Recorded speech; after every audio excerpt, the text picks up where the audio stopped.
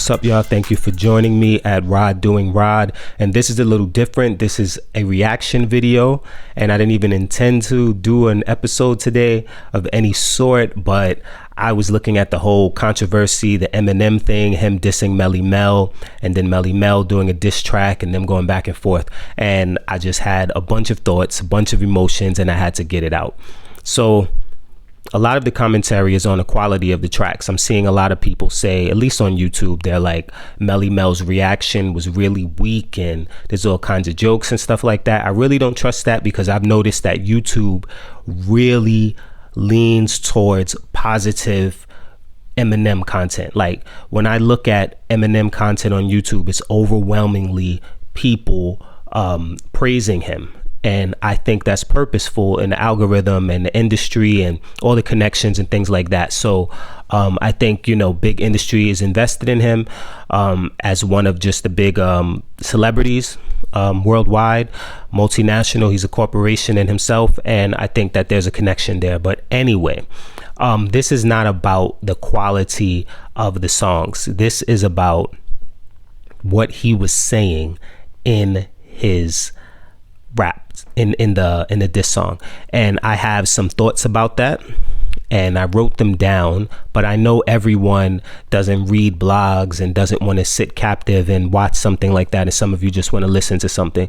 So I wrote this down, and I'm just going to read it right off the document.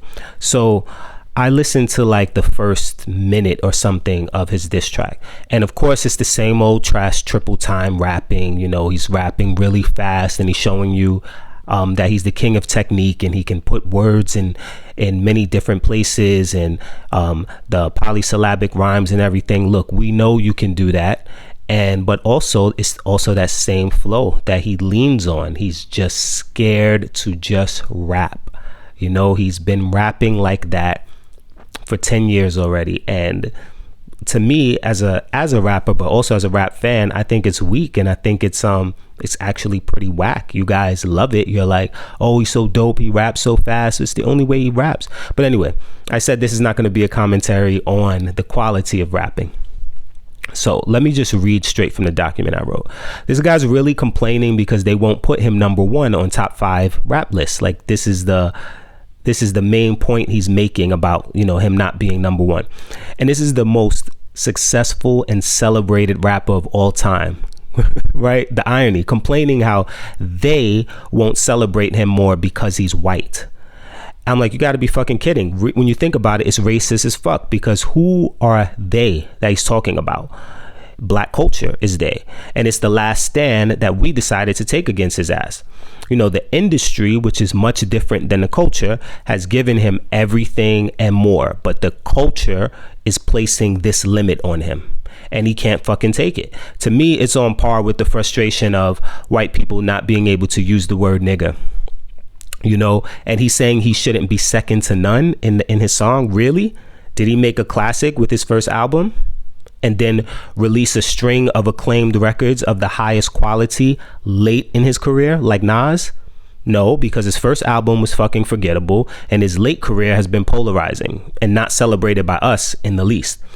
Did he have people copying all his slang and his style and his flows for 15 years like Jay-Z? No, because no one's ever wanted to speak like Eminem or dress like Eminem.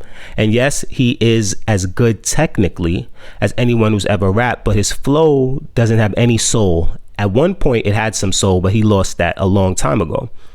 Did he completely change and redefine the genre more than once, disappear, and reemerge whenever he felt like it on guest verses without dropping an album for 20 years and still be considered a GOAT like Dre 3000? No.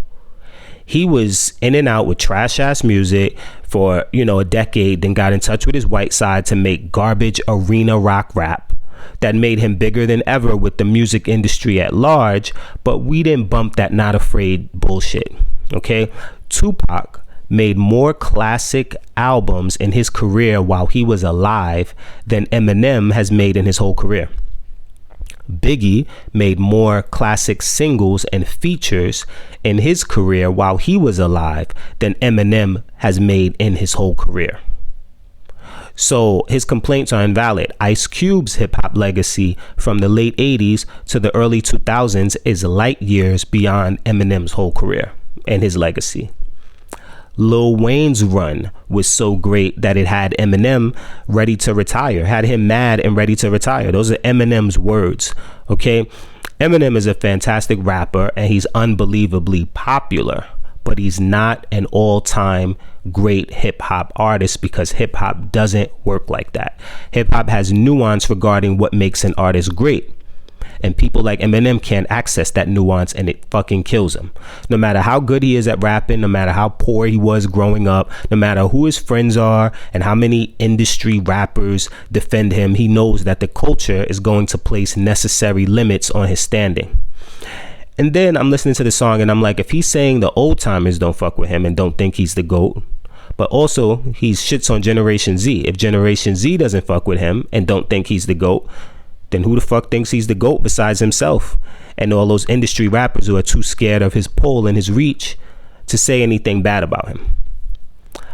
By trying to prove he's the GOAT in that song, he's literally explaining and laying out the argument clearly about why he's not the GOAT. He's like, the old rappers don't fuck with me. You know, the gatekeepers who he should be respecting. They don't think he's the GOAT, okay?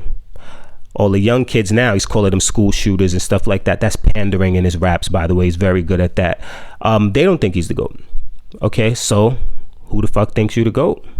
Okay, it's that segment of the industry that has tried to make us believe that. He's a perfect example of how the industry doesn't represent the culture. He literally explained how he and his machine were colonists in hip hop. Okay, talking about, like, I know there's this whole thing when Lord Jamar calls him a guest in hip hop, and he makes sure to mention that he's talking about how he's a guest in the house of hip hop, but he turned it into a mansion and brought it worldwide. No, you're a colonist. You can't sound more like a colonist, because a colonist thinks they come into our culture and they make it better by expansion. Right? Expansion we didn't need or ask for, and you made it better. Like he has this metaphor where he said he turned it into a mansion, the house of hip hop into a mansion. We didn't need a mansion. We had a whole ecosystem. You know, he said he made it so there are millions of people. What he did is he made it so there are millions of people who thinks he's the only worthy thing about hip hop. He made it worse. He didn't improve the culture at all. And he's been telling us this for years. He's been telling us who he is. He said he was the worst thing since Elvis Presley to use black music so selfishly and use it to get himself wealthy. And the industry told us it was clever and it was tongue in cheek, right? But we were never that stupid. Okay. He's been a sad clown. He's amazing at that. He's the sad clown of hip hop. And we all love a clown, right? It's like, you know, clowns are clever. They're entertaining. They're smart, but they're clowns. He's the sad clown. You know, and he's America through and through. Like, he's everything I just said. He is, you know, hip hop is American, is, you know, really has its roots in Jamaica, but hip hop is one of the few things that you're like, that's American. And hip hop gave us Eminem, very American, right? And, you know, he's amazing at being a sad clown. Y'all might hear a fire diss track aimed at one of our greats, if you want, if that's what you hear. But I hear a sad clown crying on a pile of money and acclaim, and the real prize is just out of his reach. That's what he's mad at. And you can't sell enough records, align with enough gangsters, make enough movies, and sell enough, you know, set enough records and rap enough words to gain real respect. So, you know, he's not gonna, no matter what he does, people aren't just gonna put him in the top 5 or put him number 1, because he doesn't deserve it. He didn't have that kind of career. He's fooled himself because of all the popularity and the acclaim to make himself believe that he should be the GOAT. And he says he's the GOAT by far. But fortunately, us, the culture, we will not give him that place, and we never will. Rod doing Rod, thank you for joining me. Make sure you subscribe, make sure you like, leave comments, share. You don't gotta agree with me. Let's have a conversation. Peace.